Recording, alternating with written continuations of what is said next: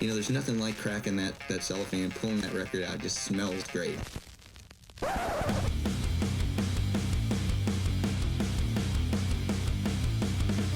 Welcome to Bod's Mayhem Hour. Non-stop hardcore energy. I love the show, guys. You're awesome. Unlike any other. With your host, John the Bod, a.k.a.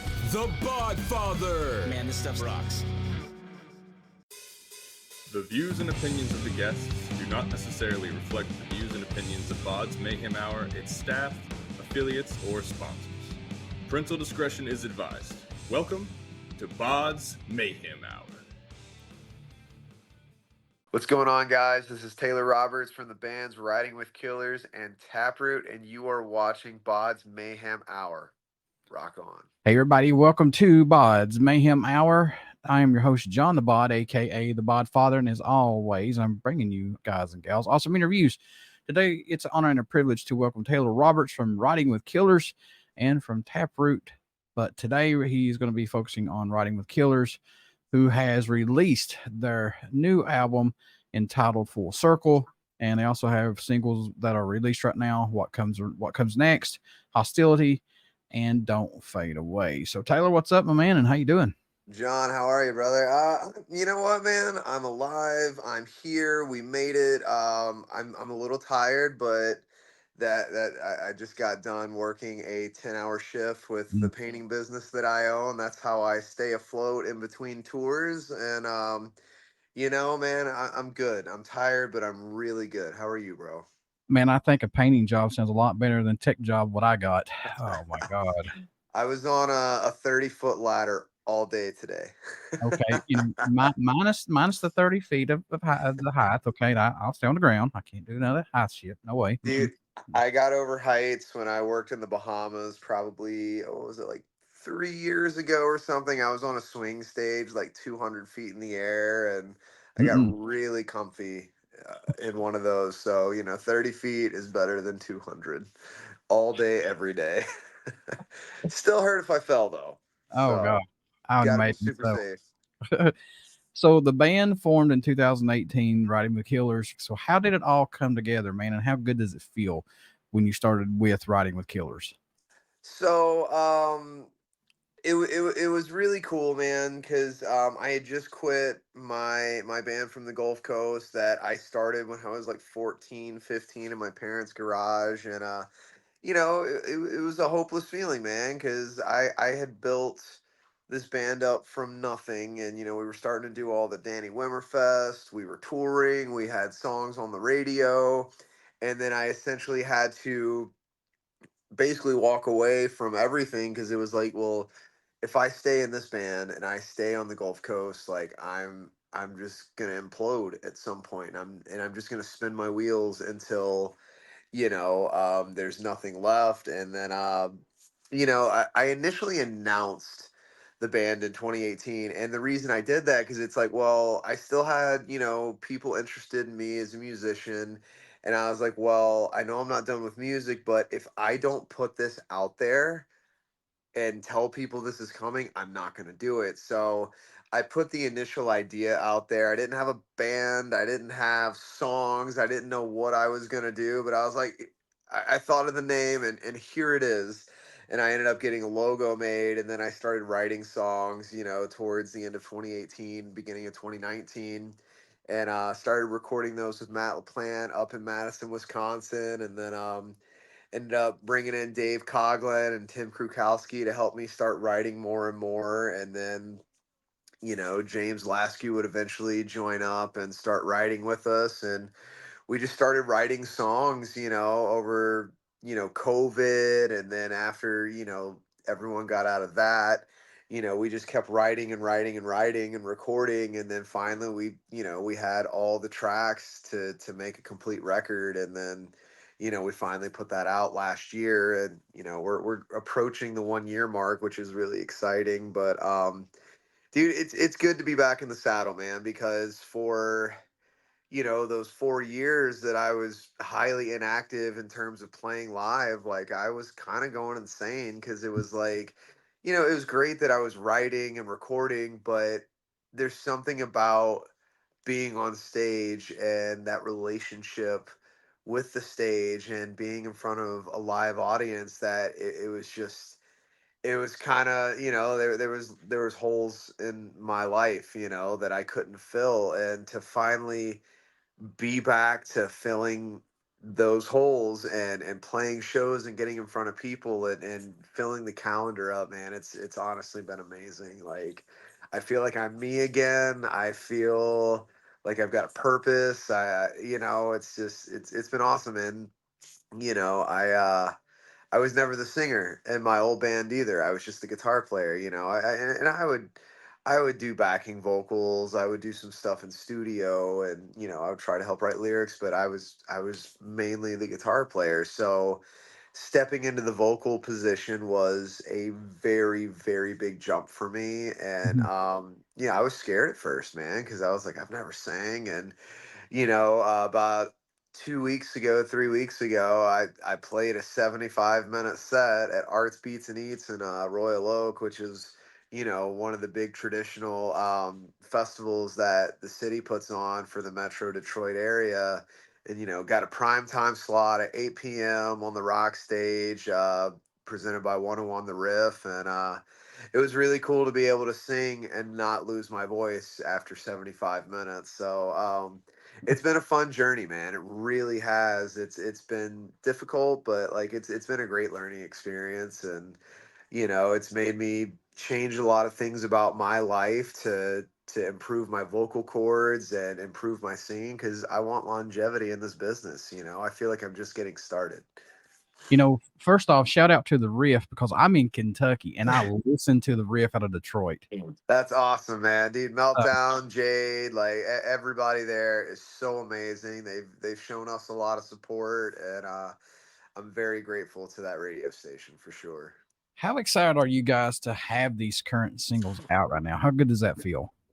I mean, honestly, man, for me, it's incredible because, for the first time, I'm finally getting to write about what's been in my head and my heart for, God, probably the last 10, 15 years. I've always wanted to write lyrics, I always wanted to sing.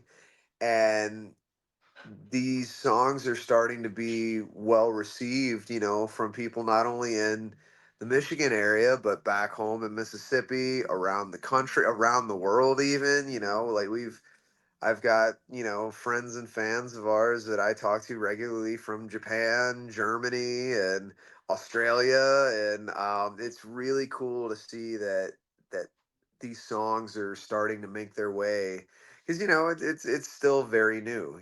Like it's not like we've broken, completely out, but it feels like there's a good momentum starting to build. And to be talking with people and they're like, man, this song hits me because of this reason and I related because of this.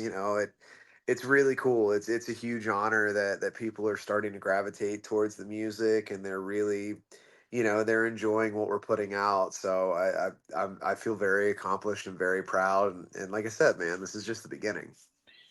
Does it kind of take that stress away? And I say stress, I don't mean as bad, but I mean, does it kind of take that stress away though when you see these singles that are out there and you're seeing all this feedback, and especially stepping out from Taproot and doing your own thing and standing on your 2 feet for that? Does that take that away some? Ah, yes and no. Okay. I mean, it's nice that it's out, and now I don't have to worry about, what am I going to do to get these out? But at the same time, now we have to go perform them. And which at the same time, like I'm getting more comfortable with it, and it's getting easier to perform these songs. But, there's still always that nerve wracking, like, oh my God, are we going to be able to pull this off? Or, because like the last couple shows we've done, we've essentially had to play punk rock shows. Our tracks wouldn't work. And it's like we have, synthesizers and 808 drops, and we have violins, like I can't exactly hire, 5, 6 more band members, or I can barely afford the 2 guys that I have now. So we try to give our audience a really great experience, and then sometimes, like I said, when you're your tracks go down. It's like, okay, well, now we get to show people what we're truly made of, and there's going to be some elements missing, but it's almost fun at this point now when tracks fail, because it's like you said, you get to kind of prove yourself, and it is punk rock. It's like, all right, well, we don't have this big production anymore, cause so we're still kind of figuring our in-ear system out, the way that we run tracks live. So we're still getting all that together. So there's definitely some added stresses, for the live perspective, but for the actual release perspective, like it's kind of going away, but at the same time, you want to make sure that the songs keep building and the numbers keep growing, and it's a slow but steady pace. It's not like we're, oh my god, we got 100,000 listens and streams like that, but Yeah. Yeah. it's okay that that isn't happening that way. I'd rather take the slow and steady route, because if we do it that way, that means we're going to put the love, the care, the right attention where it needs to be, and when we do get those numbers, it'll be real, and it'll make a lasting impact. So yes and no.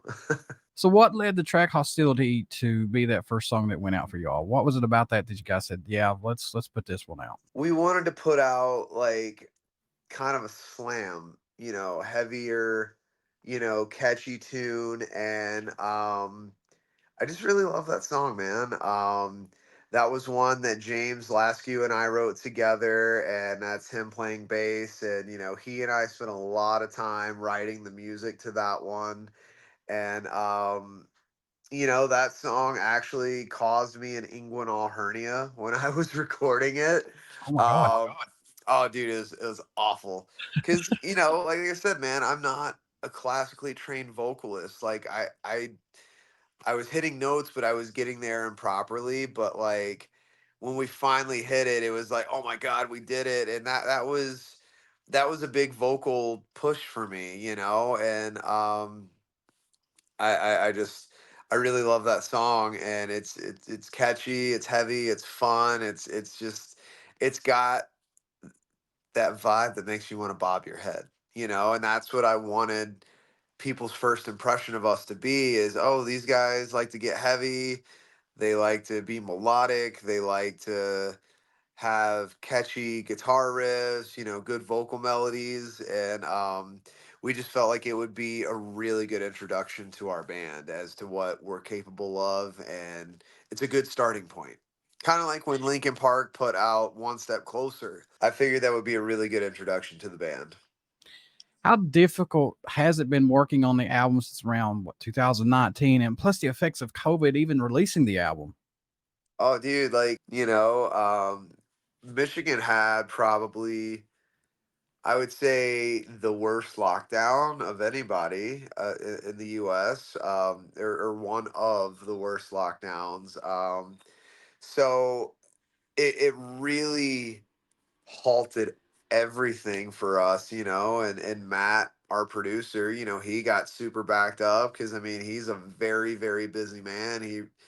He records, so many artists throughout the year, and everyone started playing catch up, but at the same time, I feel like because we did get that standstill, like I got to spend a lot of time with my guitar. I got to spend a lot of time with the songs, with the demos, and it really made us look a lot more closely at the songs that we were writing. But I mean, we didn't really get back up and going until end of 2021, beginning of 2022, and various recording sessions. Because at that point, like we were having, okay, well, I've got a week free here.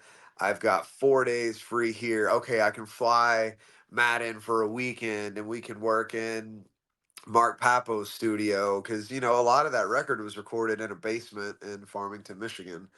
Like there was a lot of really fun, expensive toys, but it wasn't like an actual like studio with a drum room, a vocal booth. Like we made do, and we had a lot of great stuff to play with, and to make it happen.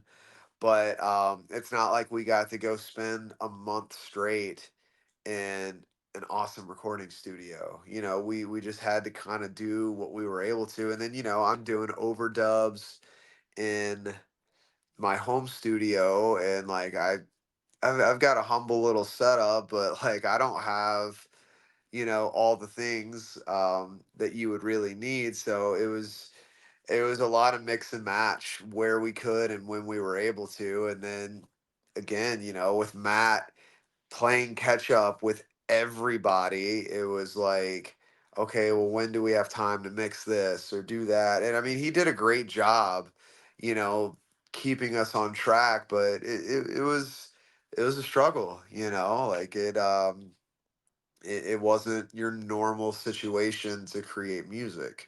I love hearing those stories about how this album was made. Just like you said, made in a basement. Everybody's thinking, man, that's a big professional studio.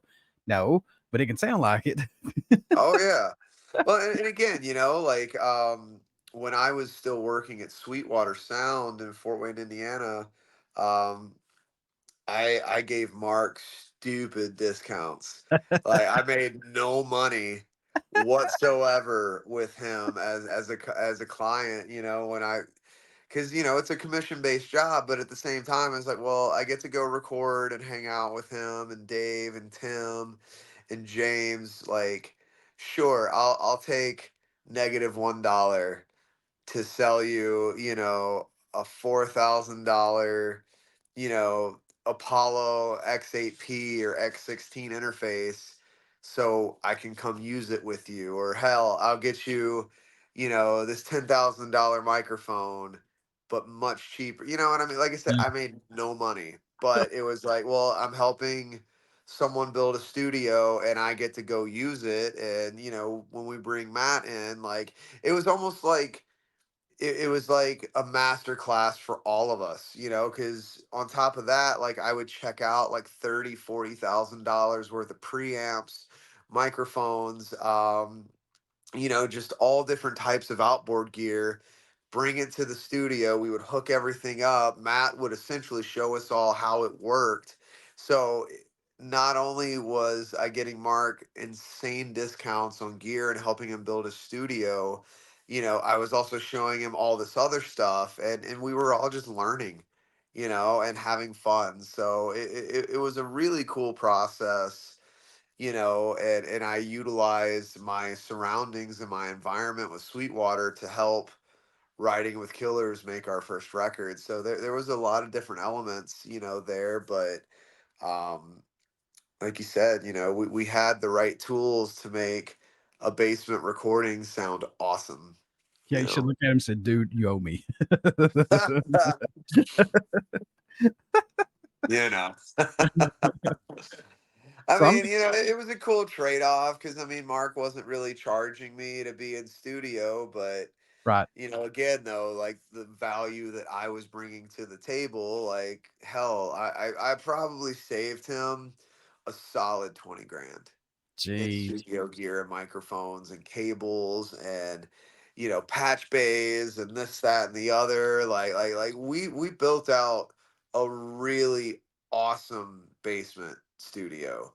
We had a drum room, but it didn't have the tall ceilings or the reverberation that you would want to really capture everything. So it was kind of hard to get a big drum sound, but we still found a means of capturing that.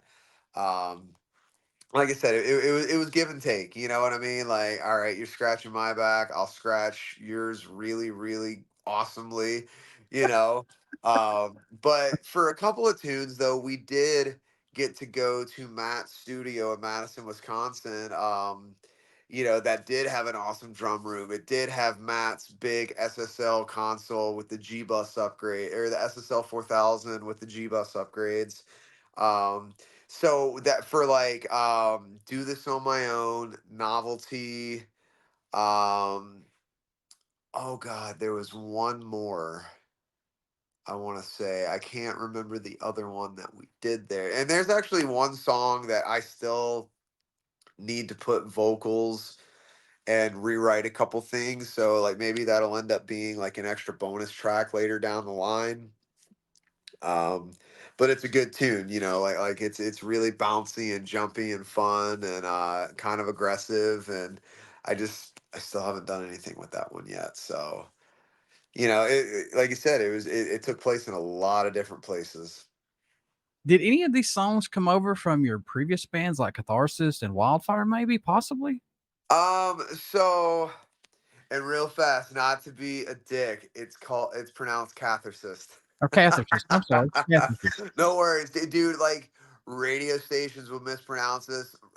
Tour flyers would mispronounce this all the time.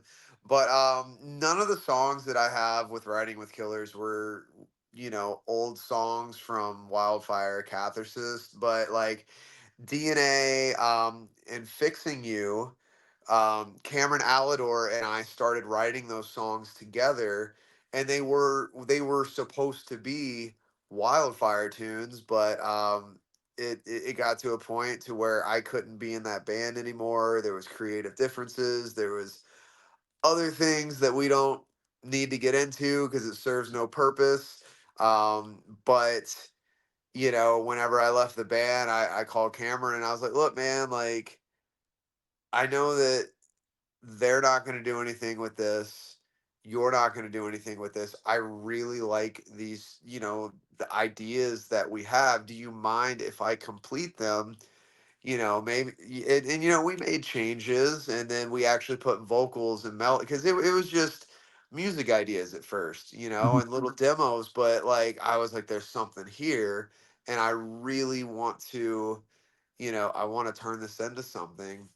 And actually, the Get In EP, Get In, and is anybody listening? But those aren't released anymore or out in the public. But those are another two tunes that were supposed to be Wildfire songs. But it was like, well, this gives me a starting point, and then that's why I kind of took those away and put Full Circle out because those are songs I started writing after I left Mississippi and I wasn't, in the band, anymore. And it's like they felt more like my songs and my stories. And I mean, all the lyrics are my stories, Mhm. but like, you know what I'm saying? Like it felt like, okay, these are fresh ideas that I've written and worked on with Tim and Dave and James in Michigan. It doesn't have necessarily a tie to my past anymore, and that's why I kind of opted for those tunes more so because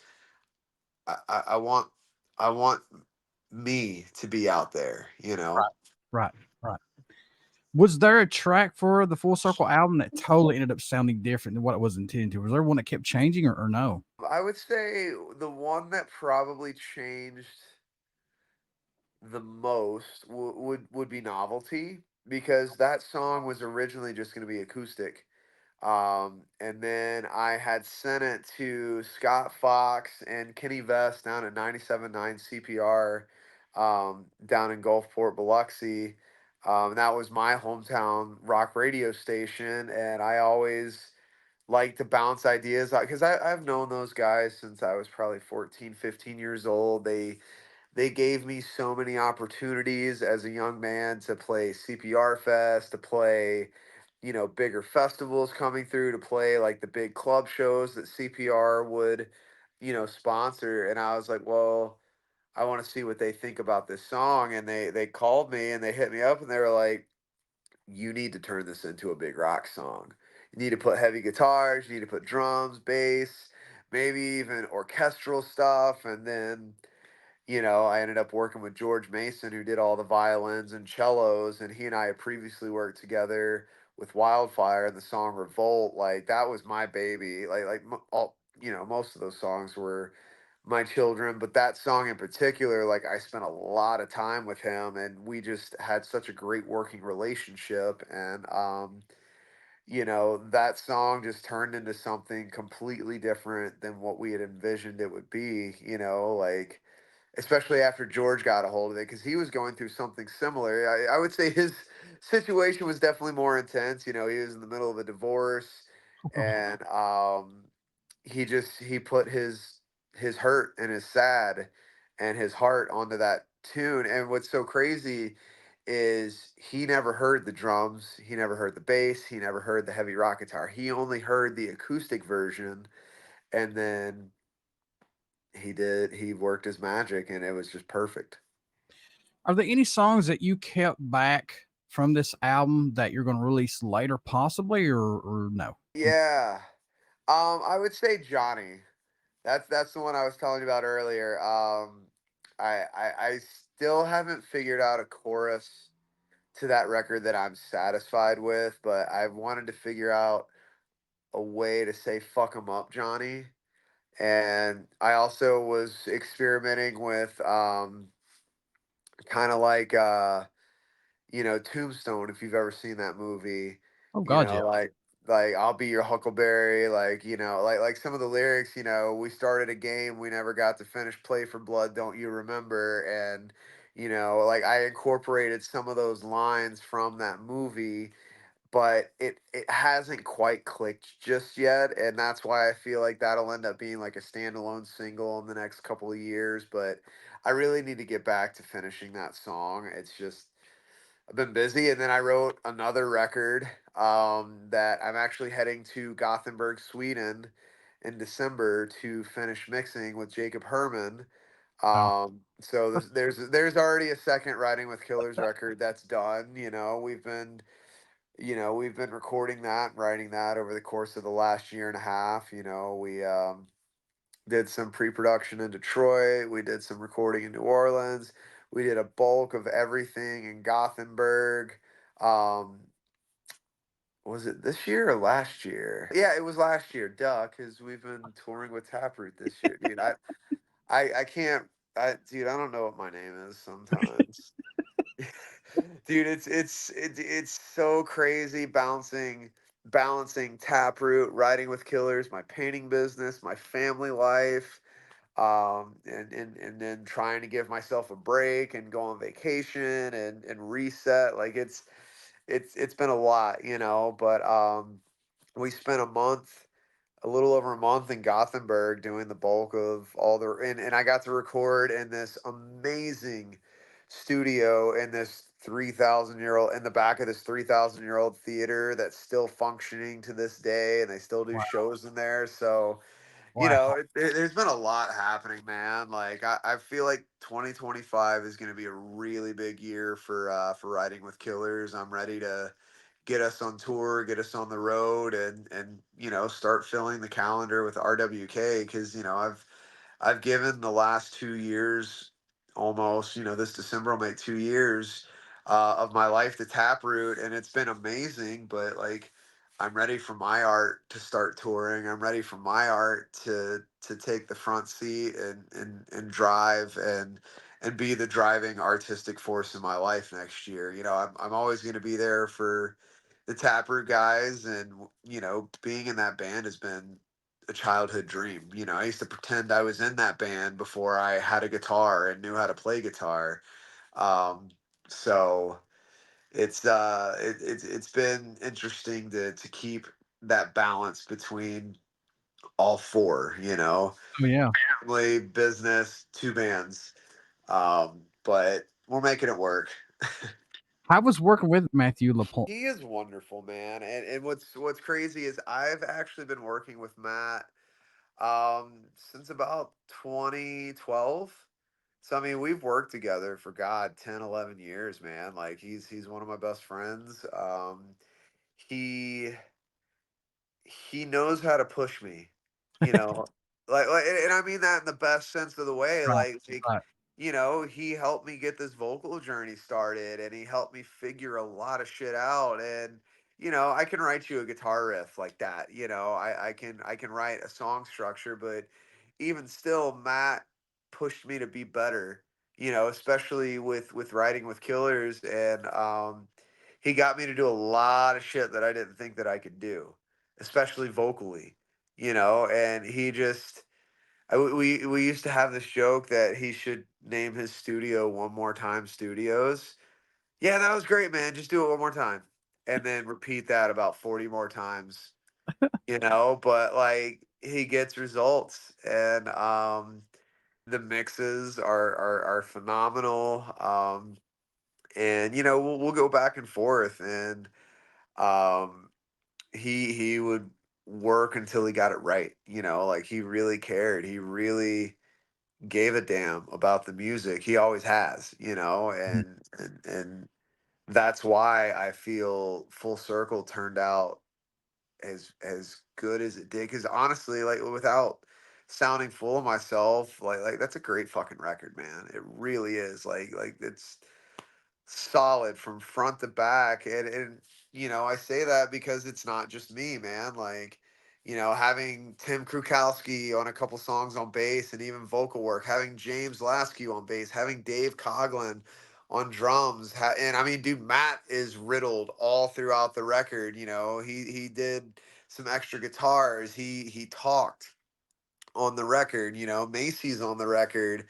Like all these people that I love and care about are part of this beautiful body of art. And I'm fans of every single person that are on this record, that worked on this record, as people, as musicians, as artists.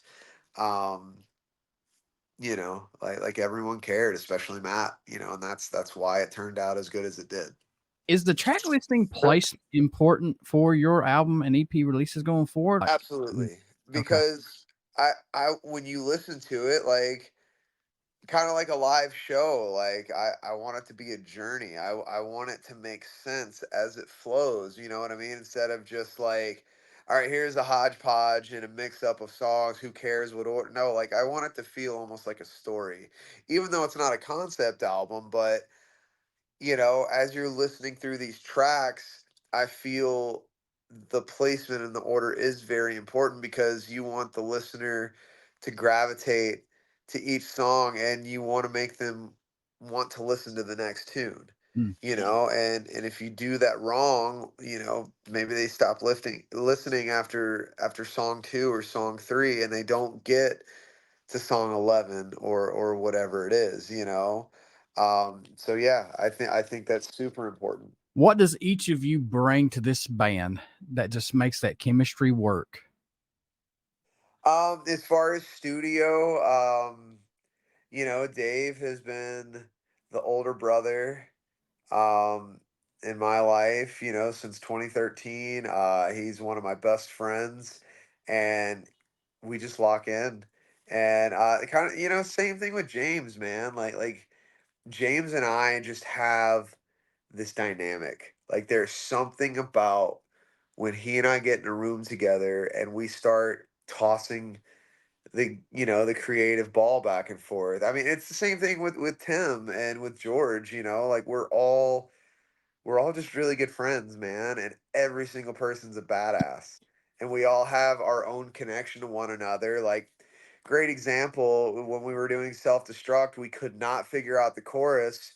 And then we were getting frustrated. And then I looked at Dave in the control room, and then Matt, kind of picked up what we were on. Like we all pick up on each other's vibes. And Matt was like, "All right, dude, I'm just gonna press play and you guys do whatever." And I remember he hit it and the click started going, and Dave and I just looked at each other and we locked in and we were like, all right. And then ba na na na da da da bow, and like we nailed it on one take. Like we were like, yep, that's it. That's exactly it. And then, we started doing the talk box layers and all the other stuff, but that initial da na lan and the do ga do ga do, like you know what I mean? Like we flow with one another, and that's why it works. You know? All right, so Taproot is back with a new album, Scissors. Yes. How good does it feel to get back in the groove of creating new songs for Taproot since 2012 is what the episodes album? I mean, geez, how good does it feel Yeah. to finally get it out there? Well, so fun fact, I've only been in the band 2 years. Right. So I actually I had no hand in making Scissors. That is all Steve. Everything is Steve. The bass, the drums, the guitar, like he did all of it. Mhm. That I mean, but like Steve is the brainchild behind Taproot, but like a lot of those songs on that record, like No One Else to Blame, like that is gonna be like when the Taproot saga is done, because that point comes for every band. I feel like that is going to be one of those songs that is like, okay, this is a staple Taproot song. Like there's some special songs on that record, man. We Control Our Destiny, favorite song, VIP, I mean, the whole record's great. But I'm glad that Steve got that record out, but I really hope, and I don't know if this will ever happen, but it's my hope that at some point, me, Phil, Steve, and Jared will get in a room and make some songs, and I want to contribute some riffs to Taproot. I've written a couple of things over the last 2 years, and I'm like, I could hear Steve singing that. That kind of sounds like it could be a Taproot tune. So I'm always writing, and whether that actually happens beyond scissors remains to be seen, but I'm game.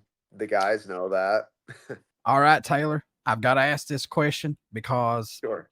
I want to know if you could write an album equivalent to your favorite band's album, which album would that be? If you could write an album equipped to your favorite band's album, say like Metallica's Master of Puppets, anything close to that, what would you want to write an album closest to?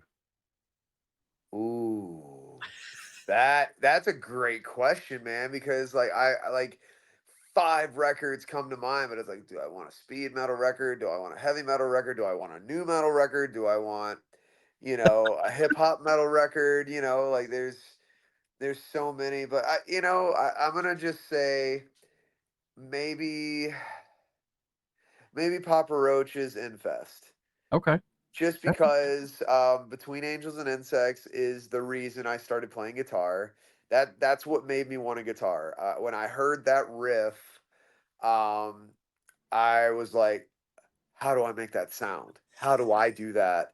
Right. And to me, that record from front to back is absolutely incredible. Is every song a radio single? No, but there are Mm. some damn good radio singles. The Hidden Track, Tightrope is so good.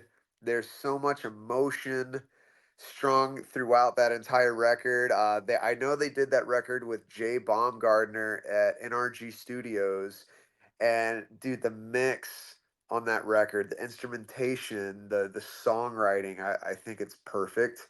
I love the dynamics of that record, so I would say Papa Roach's Infest for sure.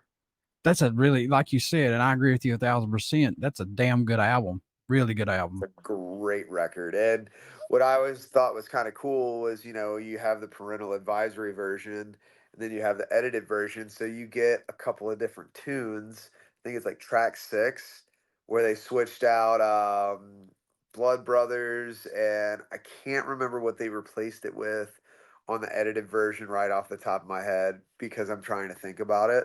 But it's just a great record, man. Yeah. So many good songs. Broken Home was on that album, I believe. Oh And yeah. God Oh almighty, yeah. hard hitting songs on there for sure. And the music videos that they put out for all of those songs on So that good. record, I mean, absolute perfection. Yes. Absolute perfection. If you could be a member in an iconic band, one iconic band, and play one of their legendary shows, which band would that be and what show would it be possibly? Oh man. Honestly, I would probably say Korn Woodstock 99. Okay. Dude, just cuz like for me, like that breakdown riff during Freak on a Leash, in my opinion, is probably one of the, if not the top, top 3 for sure. I think that is one of the heaviest moments in music history that'll never get recreated again. That go down, like it's so groovy, it's so heavy, it's so punchy, it's so angry, and it's just, ooh, it's so big. And like to do that at 99 Woodstock when Korn was like, I mean, they're still on top of the world. It's fucking Korn, It is. but 99 Woodstock Korn, like, come on, dude. Second runner up would be Limp Bizkit at 99 Woodstock because it's Limp Bizkit. And I just saw Wes Borland from 3 feet away side stage. Or I watched Limp Bizkit from 3 feet away side stage of Wes Borland at Sonic Temple when Taproot played. And that was one of the coolest moments of my entire life. It was like Papa Wes just opened the barricade and he was like, "You guys come here, sit." And we were like, okay. Yeah. And we just watched that man rip so many iconic guitar riffs in front of like 40,000 people. It was so sick. And I So, saw like, and people's going to date me when I say this because I've seen it when MTV was doing the unplugged stuff when it was good. They had Korn on there and they did unplugged, and I was like, no, this don't fit anything with Korn. Please don't do this. And I had to say it, it was horrible. Now some of them was okay, some was okay, but some no, just stick to what you're doing. Don't have them on unplugged, guys. yeah. All right, Yeah, folks. no. Riding with Killers. New album Full Circle is out now. They've got singles. What comes next? Hostility and Don't Fade Away. You want to get out and pick all this up, pick up the new album. So Taylor, my friend, how can folks do that? How can they pick up this album, buy these singles, everything under the name of Riding with Killers? How can they do that? So we should have our merch store up and running within the next month or two, but right now, Apple Music, iTunes, Spotify is where you can grab the record. But the biggest thing you can do for us right now is to call your local radio station, like your rock radio FM station, and request Don't Fade Away.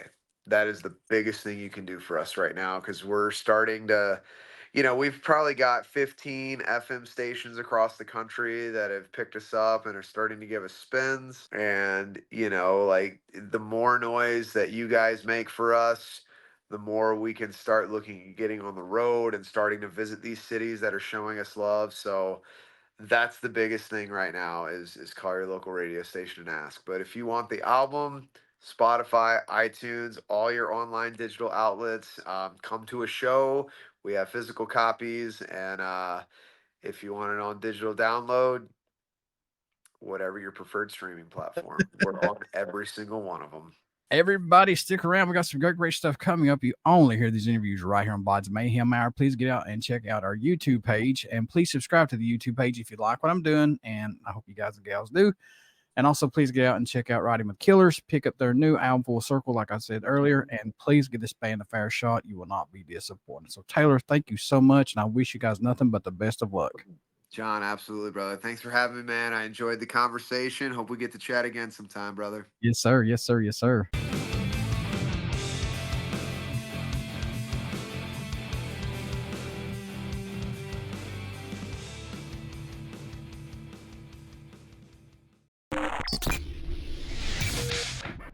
You're listening to Bod's Mayhem Hour. Follow us on Facebook, Twitter, and Instagram.